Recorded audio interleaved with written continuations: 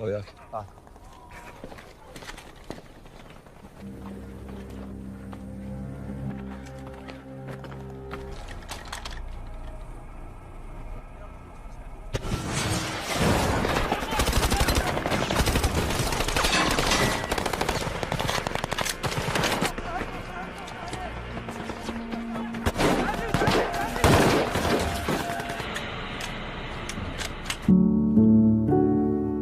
Halo teman-teman, kembali lagi bersama Daily Film dalam ulas alur cerita film yang berjudul Mosul 2019.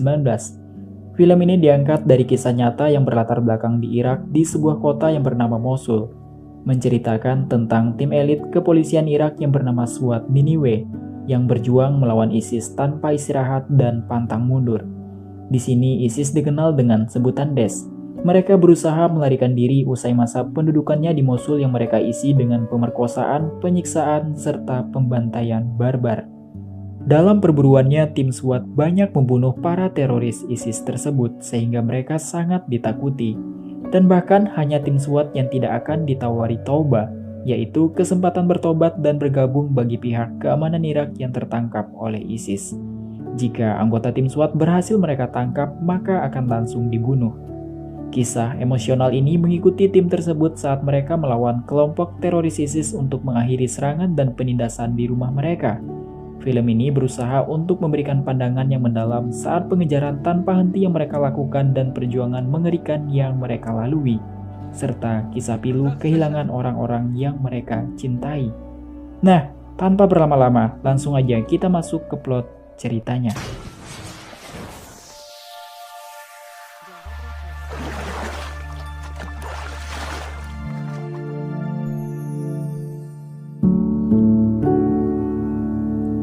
Film dibuka dengan memperlihatkan 3 orang polisi Irak sedang baku tembak dengan kelompok teroris ISIS. Mereka terdesak di sebuah bangunan dan terus bertahan hingga amunisi mereka habis.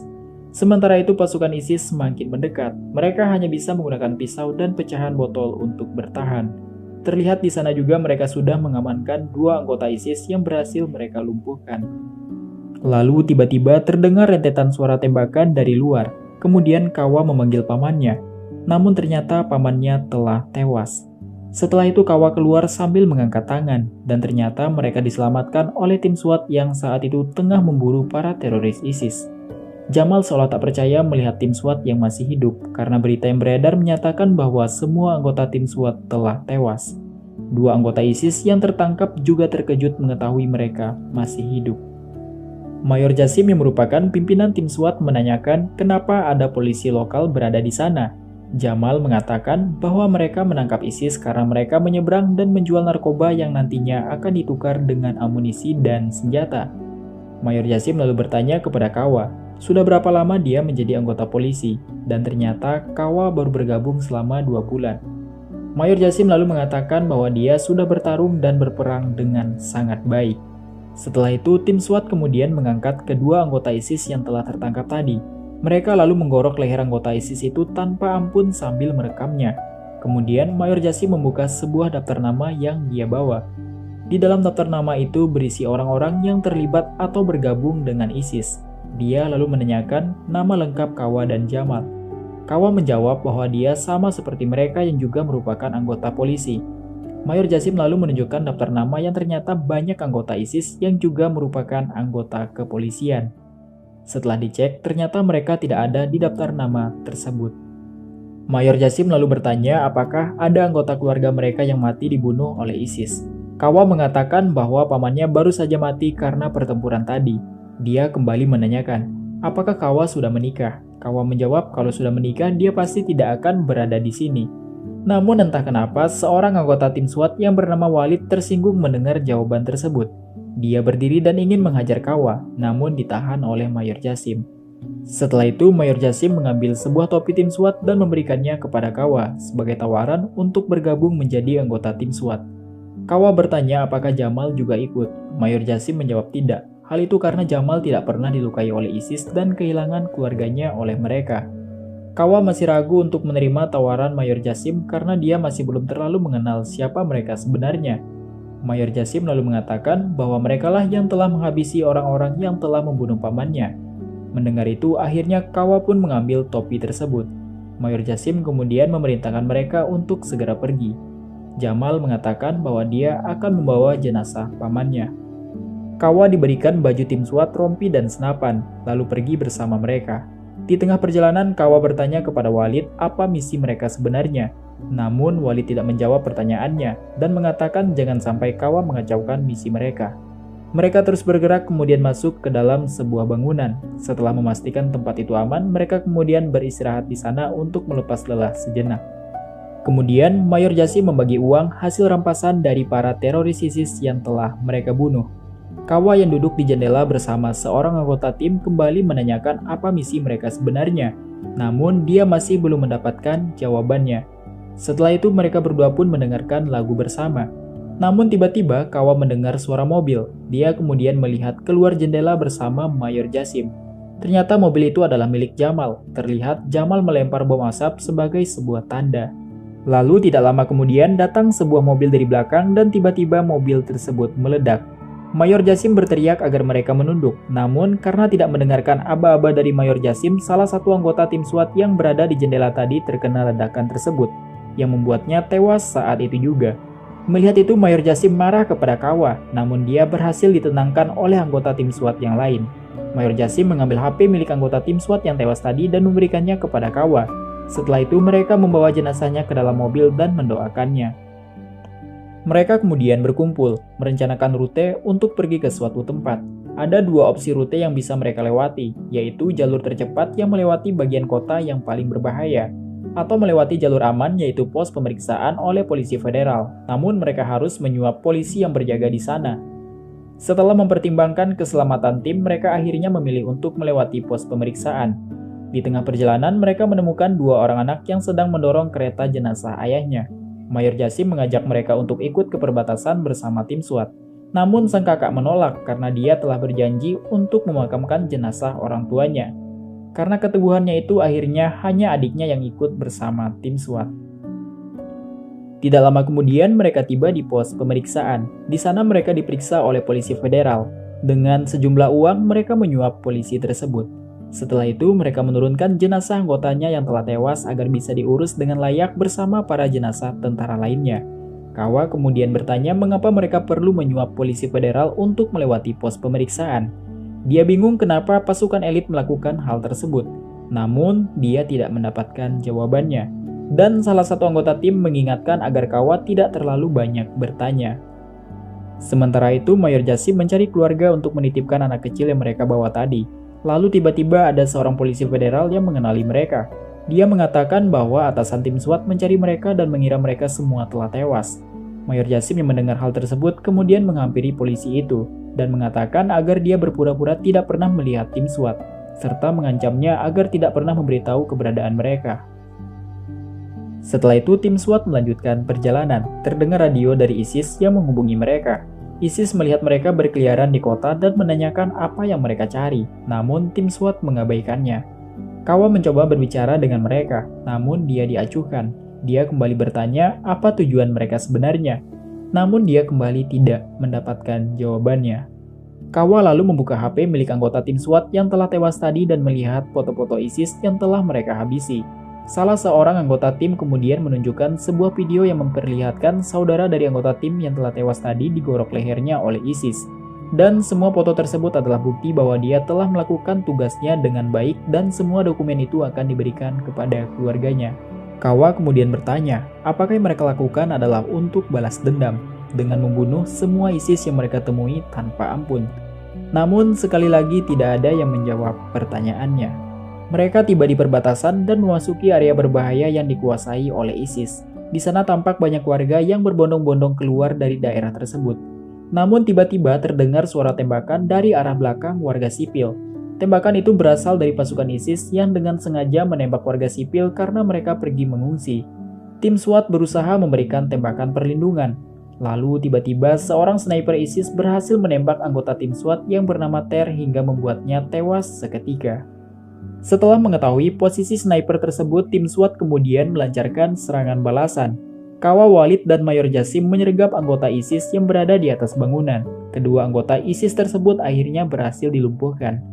Setelah mengamankan lokasi tersebut, mereka bertiga mengawasi daerah sekitar. Walid menunjukkan kepada Mayor Jasim sebuah gedung berjarak 2 km yang akan mereka tuju. Mereka kemudian mencari rute yang cukup aman agar bisa sampai di gedung tersebut. Sementara itu di balik tembok, Kawa melihat seorang ibu menangis karena anaknya yang masih kecil tewas tertembak oleh ISIS. Setelah itu dia kemudian mengambil foto selfie dengan seorang anggota ISIS yang tergeletak. Namun ternyata dia belum mati. Melihat itu Kawa langsung mengambil kapak yang ada di punggungnya dan hendak memenggal kepala ISIS tersebut. Namun Mayor Jasim melarangnya. Dia sengaja melarang Kawa membunuhnya agar ISIS tersebut mati menderita. Setelah itu terdengar suara azan berkumandang. Mayor Jasim menyuruh Amir menjadi sniper untuk berjaga. Lalu mereka mulai sholat secara bergantian. Namun ketika Mayor Jasim baru saja akan mulai, Walid memanggilnya karena dia melihat ada pusat komando ISIS berada di daerah tersebut. Salah seorang anggota mengusulkan untuk meminta serangan artileri melalui temannya yang berada di operasi gabungan. Dia bisa mengirim koordinat dan menyuruh Amerika mengebom dengan artilerinya. Namun Mayor Jasim menolak karena tim pusat sudah pasti akan menolaknya. Selain itu mereka akan tahu jika pasukan SWAT masih hidup. Mayor Jasim juga meminta untuk tidak membahas Amerika lagi. Jika mereka ingin menyerang ISIS maka mereka harus melakukannya sendiri, walaupun hanya dengan 10 anggota yang tersisa. Dia meminta Walid yang akan mengambil keputusan, sehingga terjadi perdebatan kecil di antara mereka berdua, yang akhirnya Walid memutuskan untuk menghindar dan tetap tidak terdeteksi. Lalu tiba-tiba terdengar suara drone di atas mereka. Drone tersebut menghantam mobil pasukan SWAT. Mereka siap siaga karena ada drone lain yang datang. Kemudian terdengar suara tembakan dari arah gedung lain yang menembak jatuh drone tersebut.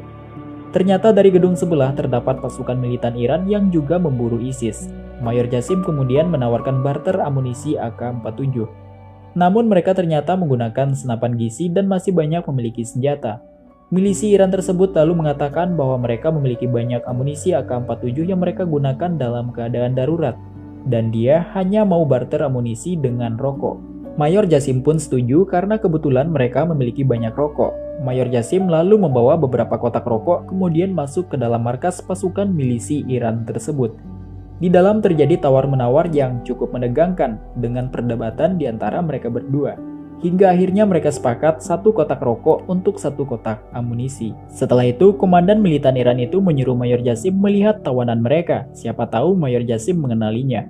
Mayor Jasim melihat satu persatu wajah mereka dan menemukan salah satu tawanan itu adalah Jamal. Melihat itu, Kawa kemudian disuruh masuk dan melihat temannya tersebut yang ternyata adalah pengkhianat. Hal itu membuat ketegangan kembali terjadi karena Mayor Jasim ingin membawa Jamal. Akan tetapi milisi Iran menolak hingga terjadi perdebatan yang cukup menegangkan. Kawa yang tidak terbendung emosinya mengambil kapak kemudian dengan tanpa ampun dia menghujamkannya ke kepala temannya tersebut. Seketika itu juga suasana menjadi hening dan mereka melanjutkan negosiasi barter amunisi. Sebelum pergi, Walid menawarkan Hokah dan memintanya untuk ditukarkan dengan RPG. Milisi Iran pun setuju akan tetapi mereka hanya memberikan satu misil saja. Mayor Jasim lalu bertanya kenapa Walid menukarkannya dengan RPG. Walid mengatakan jika ingin menghancurkan markas ISIS maka dibutuhkan senjata yang lebih kuat daripada peluru. Dia berubah pikiran dan memutuskan untuk menyerang pusat komando ISIS. Di perjalanan, Mayor Jasim mengatakan kepada Kawa alasan mereka selama ini lari dan tidak mendapatkan suplai amunisi serta bantuan dari pusat. Yaitu ternyata sebelumnya dalam suatu misi mereka diperintahkan untuk mundur dan akan dikirimkan ke desa terpencil agar tidak lagi berperang. Namun tim SWAT yang telah memiliki misi khusus akhirnya memutuskan untuk tidak menghubungi markas pusat dan fokus pada misi yang telah mereka rencanakan. Kawa kemudian memotong perkataan Mayor Jasim dan mengatakan sudah tidak peduli lagi dengan alasannya tersebut. Dia hanya ingin mengetahui apa yang harus dia ketahui di waktu yang seharusnya. Di tengah perjalanan tiba-tiba mereka diserang oleh ISIS yang telah memblokade jalan dan baku tembak pun terjadi.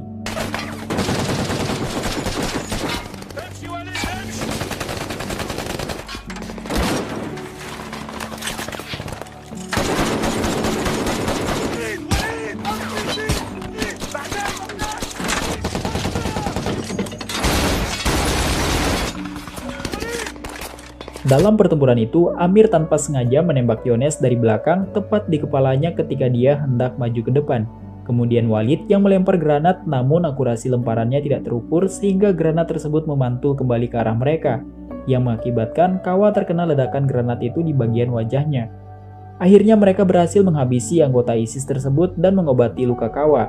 Tampak Amir yang sangat menyesal karena merasa sangat bersalah tanpa sengaja menembak Yones. Setelah itu mereka bergegas pergi dari tempat itu untuk kembali melanjutkan misi dengan berjalan kaki menyusuri gang-gang di setiap bangunan. Saat sedang menyisir sebuah gedung, mereka bertemu sekelompok ISIS yang tidak menyadari kedatangan mereka, dan baku tembak jarak dekat pun tak terhindarkan.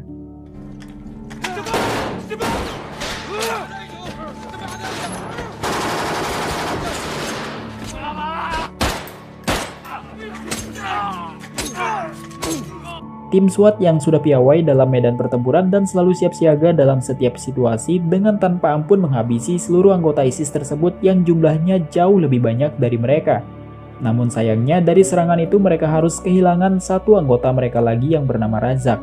Dan Sinan juga terluka di bagian perutnya. Mereka segera mengobati luka Sinan dan setelah itu kembali melanjutkan misi. Akhirnya mereka sampai di pusat komando ISIS. Anggota ISIS tersebut tampak sedang mengangkut amunisi di area terbuka yang sepertinya sebentar lagi akan pergi.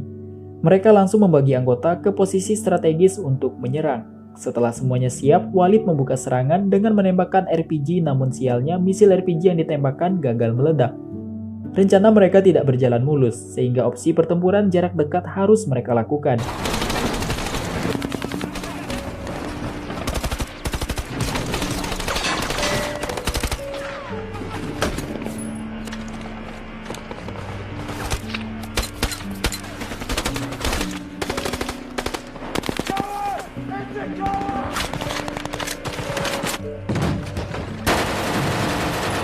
Dengan kemampuannya yang tangkas, tim SWAT tetap bisa menghabisi para ISIS tersebut, meskipun mereka kembali kehilangan satu anggota lagi. Mereka terus bergerak dan membantai semua ISIS yang tersisa.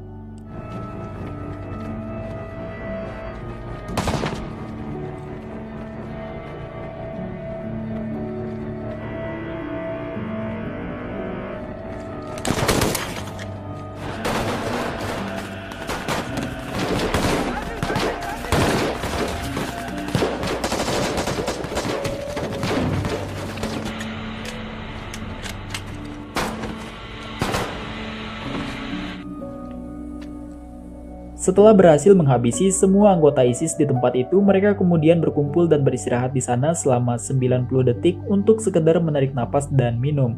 Di tempat itu, Mayor Jasim yang melihat banyak majalah dewasa karena merasa risih dia mengumpulkannya di dalam keranjang untuk dibuang.